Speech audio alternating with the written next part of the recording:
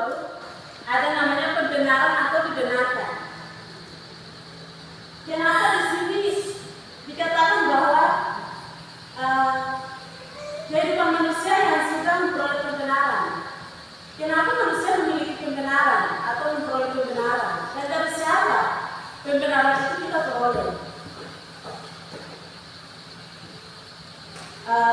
Contohnya, kalau orang dipenjarakan atau orang dituduh atau melakukan sesuatu, pasti ada seorang pengacara yang akan berdiri untuk bicara untuk dia atau membela. Dia begini untuk membenarkan itu. Dan seperti itu, waktu itu kita adalah manusia yang sangat berdosa. Kita bisa melihat di ayat sebelumnya, Roma pasal 3 ayat yang ke-23 itu berkata bahwa karena semua orang telah berbuat dosa dan telah kehilangan kemuliaan Allah. Saudara-saudara yang dikasihi Tuhan, sesungguhnya kita ini adalah manusia yang paling berdosa, durhaka, telah kehilangan kemuliaan Allah, dan tidak ada seorang pun yang menyelamatkan kita. Tidak ada seorang pun yang bisa membela kita. Tapi Allah melihat kita, dan Dia tidak tega melihat kita sebagai anak-anak yang hidup terus dalam dosa. Dan Dia punya cara untuk menyelamatkan kita ini. Caranya adalah dengan membenarkan kita.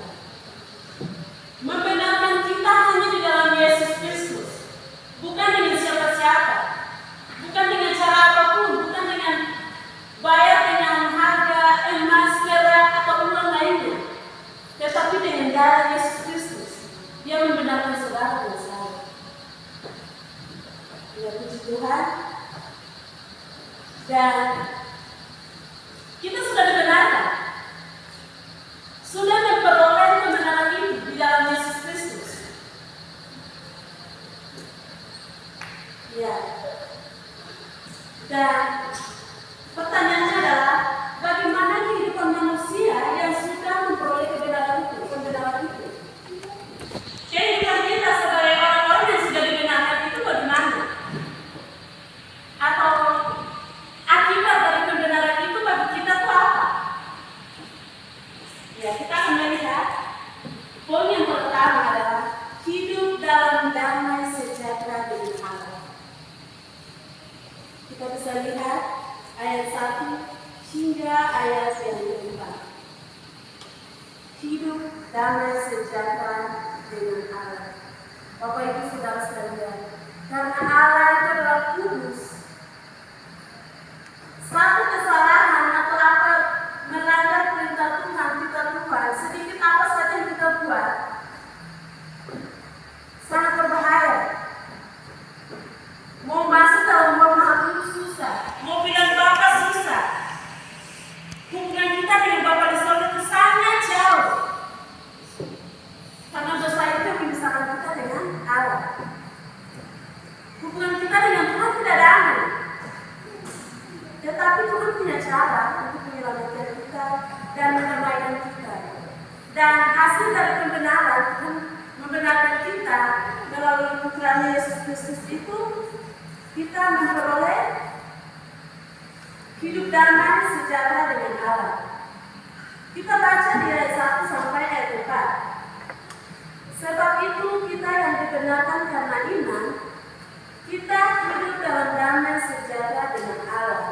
Oleh karena Tuhan kita Yesus Kristus, oleh Dia kita juga beroleh jalan masuk.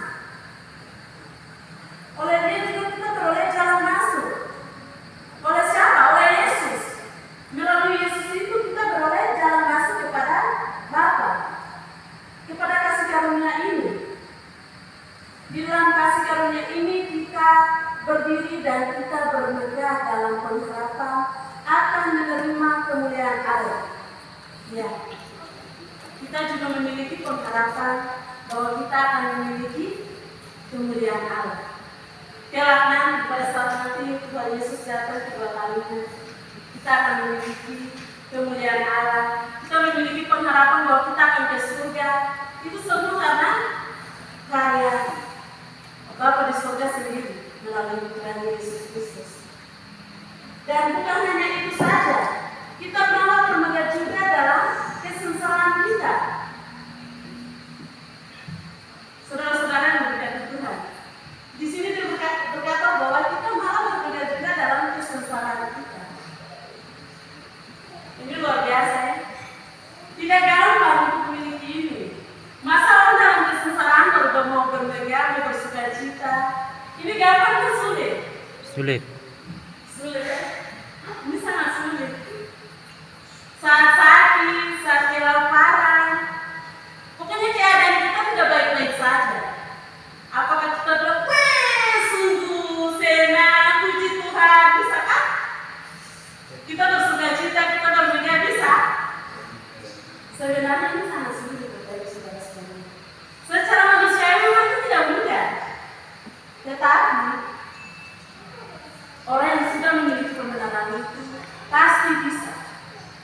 Walaupun dia memang sudah sangat sulit keadaan, dia sedih, dia berduka cita, dia lapar, tetapi hati dia akan memiliki rasa syukur, rasa bersuka cita karena Tuhan ada di dalam diri.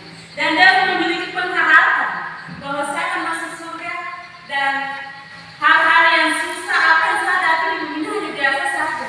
Dan dia punya pengharapan penuh kepada Tuhan. Dia mengandalkan Tuhan sehingga dia akan sukacita. Itu bukan buat Tuhan. Saya sukacita gitu tidak. Tetapi itu karena ada Tuhan di dalamnya. Tuhan menghibur, Roh Kudus mengingatkan sehingga apa? Walaupun dalam kesengsaraan dia akan bermegah. Ya, karena kita tahu bahwa kesengsaraan itu menimbulkan ketekunan. Kadang-kadang kesengsaraan, rasa kesulitan, apapun itu juga membuat kita untuk kita tetap setia, teguh. Jadi semua hal itu yang terjadi dalam kehidupan kita itu semua baik. Walaupun kita sengsara, kita bersyukur karena dari setiap masalah atau kesengsaraan yang kita hadapi itu kita diajar untuk tetap teguh, setia di dalam Tuhan. Kalau tidak pernah ada masalah, tidak pernah ada kesengsaraan atau sakit penyakit lain dalam kehidupan kita, itu pasti biasa-biasa saja. Gue tuh mulai, jadi begitu sudah. Tapi ambilan dia makiran, anggap makiran, Allah yang berkata, amin. Iya, benar. Dan ketekunan menimbulkan itu menimbulkan apa? Tahan uji. Amin. Ketekunan kita itu akan menimbulkan tahan uji. Itu sudah. Setiap masalah apapun itu merupakan juga ujian. Tapi kita punya ketekunan itu yang menimbulkan tahan uji. Dan tahan uji itu menimbulkan pengharapan. Ya. Poin yang berikut, poin 2, hidup dalam pengharapan. Orang-orang yang sudah memperoleh kebenaran dalam Kristus memiliki pengharapan atau hidup dalam pengharapan. Kita lihat dari ayat yang ke-5 hingga ayat yang ke-8. Kita baca, dan pengharapan tidak mengecewakan. Karena apa? Karena kasih Allah telah dicurahkan di dalam hati kita oleh Roh Kudus yang telah dikurniakan kepada kita. Karena waktu kita masih lemah, Kristus telah mati untuk kita, orang-orang durhaka, pada waktu yang ditentukan oleh Allah. Sebab tidak mudah seorang mau mati untuk orang yang benar, tetapi mungkin orang yang baik, ada orang yang berani mati. Akan tetapi Allah menunjukkan kasih-Nya kepada kita oleh karena Kristus telah mati untuk kita ketika kita berdosa, dan lebih-lebih karena kita sekarang telah